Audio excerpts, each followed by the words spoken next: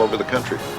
But it was a fun business when we first started. It was so innocent in those days, and we knew nothing of marketing and sales. We just did the best we could.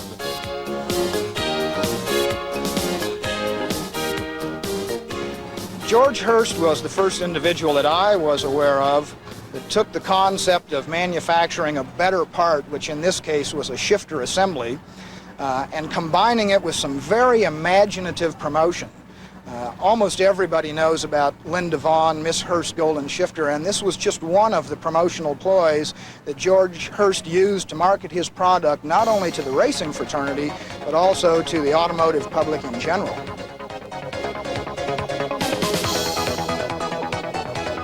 Well, my drag racing started on the runways, runway 33 at the Naval Air Station at Willow Grove, Pennsylvania.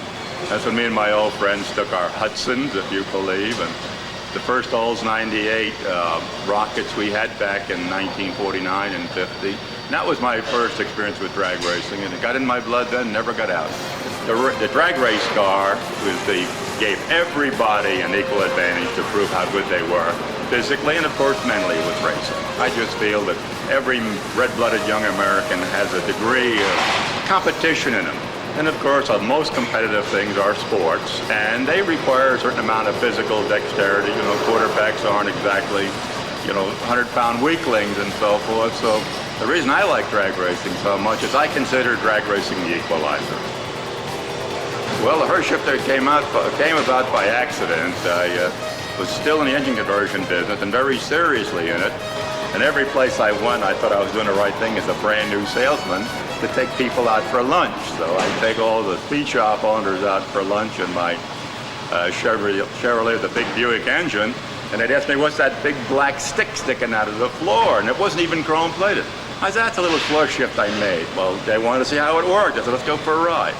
And everybody said to me, hey, George, forget the engine mount. Why don't you build us some of those floor shifters? So I went back to my little shop, and I was in the floor shift business automatically and by accident. In fact, I made a trip across the country and didn't even know what the price should be, but gave the dealers an approximate price. Came back with $100,000 worth of orders in my pocket. The promotion was the important part, and let the people out there know what you've got. Now, I still believe that the very best products that are built just don't get to the marketplace because they're not properly promoted. I always believed in the old adage that sex sells, and I still believe in it. I like pretty girls and like fast cars, and what was there left but drag racing, and where you got a chance to go fast legally. And it was a perfect combination, and we were fortunate. In the early days, I was married to a very pretty lady, and we used her first. Of course, we wanted to do like the Miss America thing does. We wanted to pattern ourselves after Miss America and have a new lady every year so we get all brand new publicity. And we kept doing that, of course, until we ran into Linda Vaughn. She came with us in about 1966, and after Linda, we didn't change them every year anymore.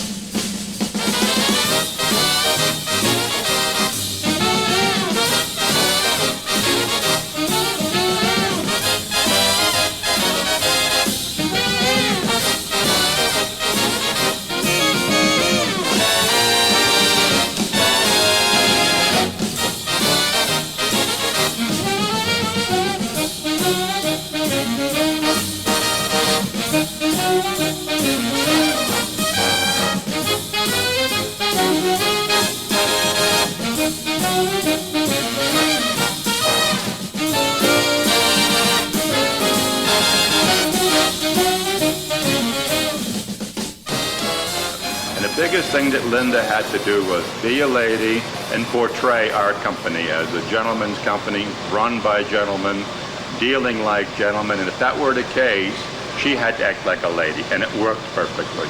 The one thing you might add is the value of drag racing to young America and to America. I think the sport of racing, and especially drag racing, because it can be pursued by almost any young man that can get himself a car. And I think it's a very valuable sport, and I think it's done a lot for our country. I think it's done a lot to make young people competitive in a creative way.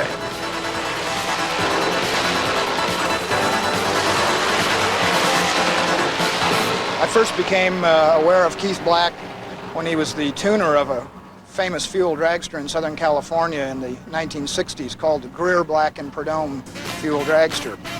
His success with that car led to the establishment of the first professional engine building business in the sport. I had a gas station I was trying to operate on the side at one time, quite a few years ago, and one of the fellows that came in there, he had a boat, and that was what started. From that point on, I raced my own stuff. I found out that I wasn't a driver. I thought if I put a good driver, it always went faster, so I decided that the best thing to do is get out of it, which I did. And then eventually other fellows I raced with would ask me to work on their engines. And much to my surprise, they ran better when I got through. And it just kept snowballing from that point on. Tommy Greer, who was a friend of mine, we'd done boat racing stuff together, said he wanted to go drag racing. And I told him I didn't have the money to go drag racing, and he said he did. So he gave me the money and turned me loose, and the result of it was a Greer Black Prudhomme car. The actual car was bought as a complete car from Lou Center. Don Prudhomme was available, and through Kent Fuller we met Don Prudhomme.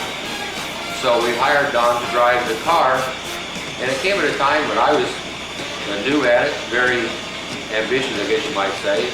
Don Prudhomme was very young, just getting started, and Tommy Greer didn't know anything about drag racing, but he liked it, he enjoyed it, and he provided the means for Don and I to get something going.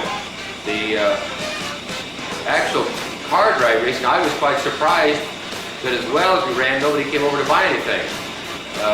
And I didn't really know what the problem was.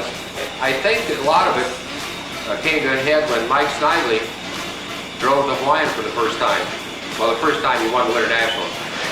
And after the race, one of the chassis builders called me and congratulated us for winning, and said that he was very impressed with the car, and he'd always felt the only reason that the other cars ran was because Don Prudhomme was driving them. And I told him that, well, I was just as much surprised as he was, because I thought Don Prudhomme was what was making it run also, and it just kept snowballing from that point on.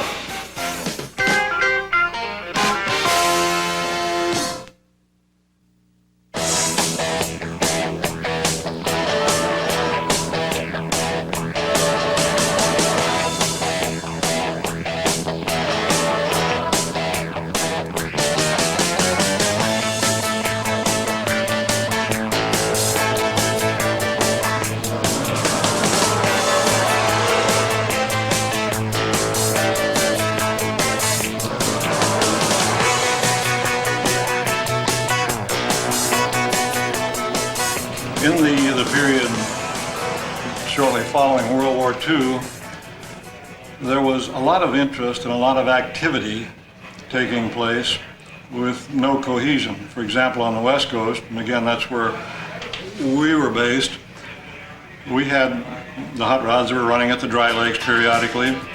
We had roadsters running on the oval tracks, which were very prominent. We had an awful lot of street racing taking place. And a lot of this had filtered into other parts of the country, so we knew there was a strong desire there. We also had the beginning of a high-performance industry starting out, and the fact that there were some speed shops and a few small manufacturers who were starting to build parts and pieces. And so it looked like something more needed to be done. Bob Peterson, who was just out of his teens at that time, came up with an idea for a magazine.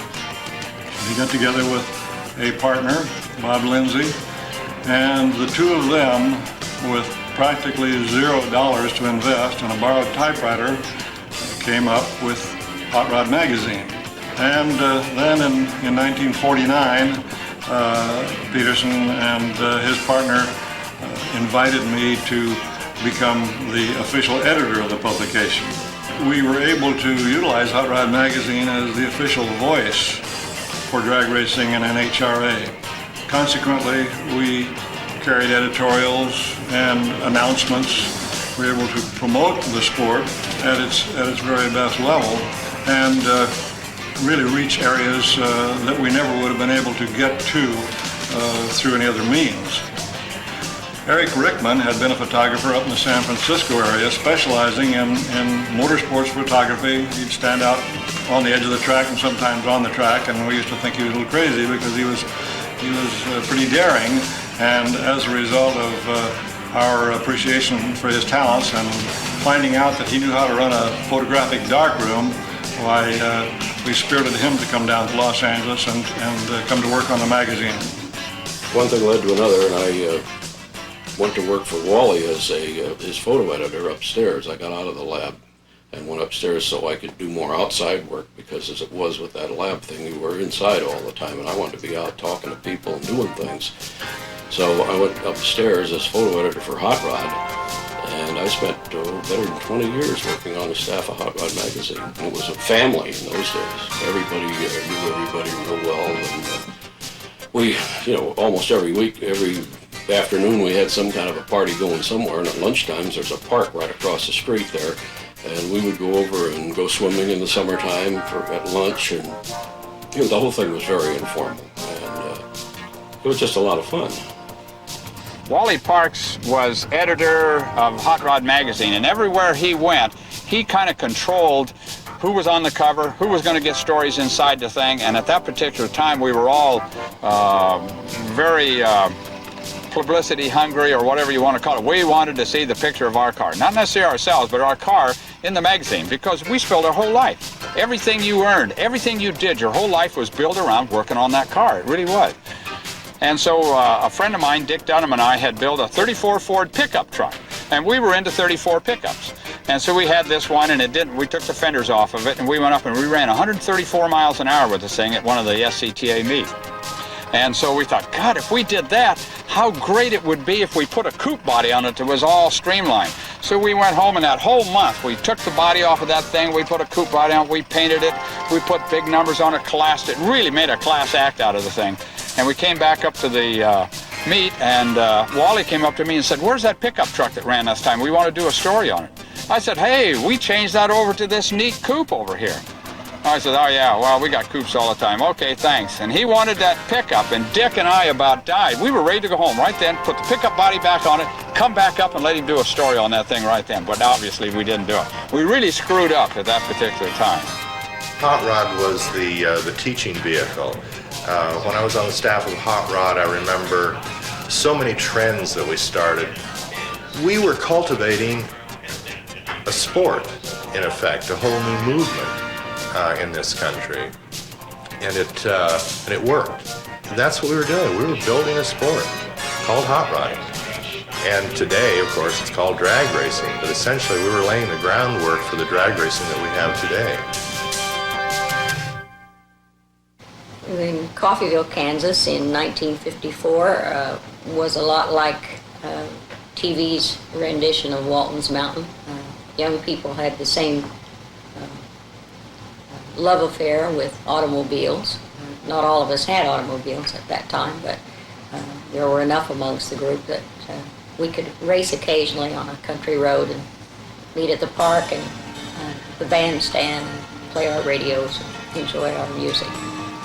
My first impressions of a safety safari when they pulled into Coffeyville was I was overwhelmed.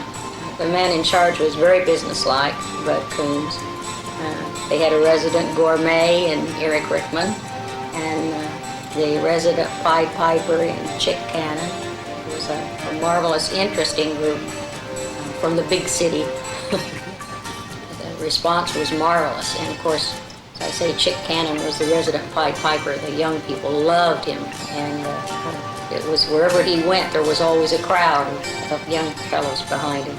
I think because of Bud Coombs' background in law enforcement and his ability to deal with the city fathers, there was no resistance at all.